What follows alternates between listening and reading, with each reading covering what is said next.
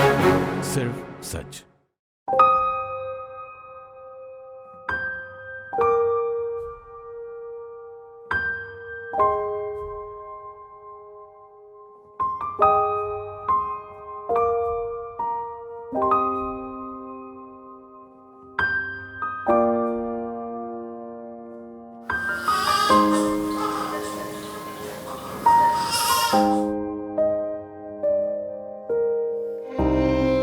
माशरे का ये दस्तूर है, ना जाने बेटियों का क्या कसूर है। मासूम दिव्या, जिसकी किलकारियों से एल्गिन अस्पताल गूंज रहा है, वह 3 दिन पहले ही बेहद दयनीय हालत में आधारताल तालाब के पास लावारिस हालत में मिली थी। वहां से गुजर रहे लोगों के कानों में जब उसके रोने की आवाज पड़ी तो वे उसके पास पहुंचे, जहां इस मासूम के जिस्म को चींटियां काट रही थीं और वो दर्द से बुरी तरह छटपटा रही थी।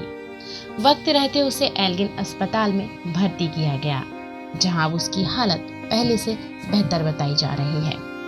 ना जाने वह कौन सी बेरहम माँ थी जिसने अपनी गोद से ही इस मासूम को महरूम कर दिया। मौत को मात देने वाली इस मासूम की हौसला अफजाई के लिए जिले के एसपी और कलेक्टर यहाँ पहुंचे। खुद पुलिस कप्तान सिद्धार्थ बहुगुणा इसके लिए जहां गिफ्ट लेकर आए, वहीं इसका नामकरण भी कर दिया। अब मासूम को दिव्या के नाम से जाना जाता है। अब दिव्या भी अस्पताल में दाखिल 100 से अधिक माँओं की दुलारी बन चुकी है और उसे इलाज के साथ अब माँ के दूध की भी कमी नहीं है।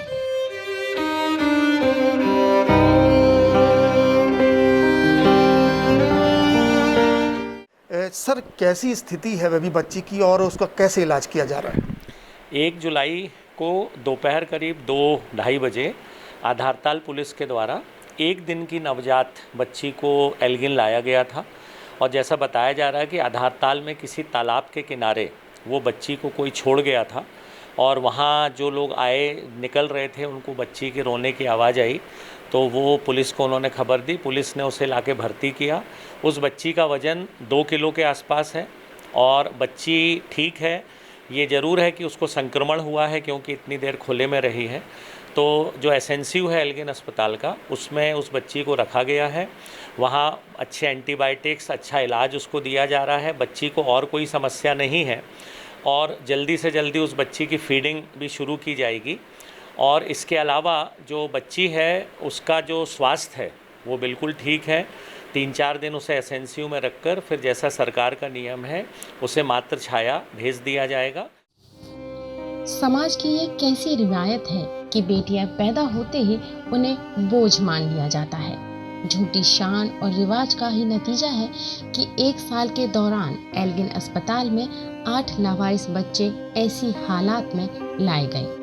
इन बच्चों में 7 लड़कियां थीं जिन्हें ना जाने किस वजह से उनके अपनों ने ही छोड़ दिया।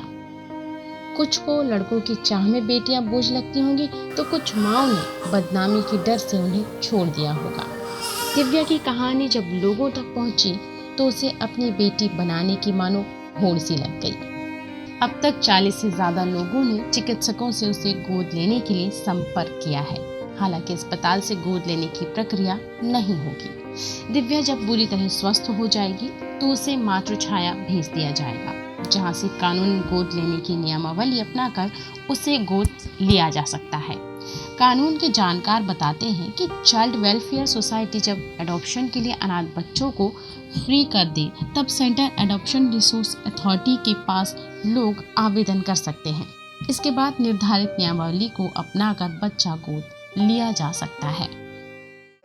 बड़े बड़े अधिकारी वहाँ बच्ची को देखने, उसकी हौसला अफजाई, एक छोटी सी बच्ची की हौसला अफजाई करने पहुँच रहे। एसपी भी पहुँचे, कलेक्टर भी पहुँचे। मैं ये जानना चाहता हूँ, कुछ ऐसे लोग भी पहुँचे जो उसको गोद लेने में इंटरेस्टेड है? यदि हैं तो ऐसे कितने लोग थे? देखिए, कम से कम 3 दिन के दौरान मेरे पास ही 20 फ़ोन तो आ चुके हैं। अभी मेरी एसएनसीयू की डॉक्टर से, डॉक्टर पल्लवी से बात हुई। उनका कहना उनके पास भी 10-12 फ़ोन पिछले 3 दिन में आ चुके हैं कि बच्चा उन्हें गोद चाहिए, क्योंकि आम जनता को ये भ्रम है कि अस्पताल से जो भी चाहे उस बच्चे को गोद ले सकता है।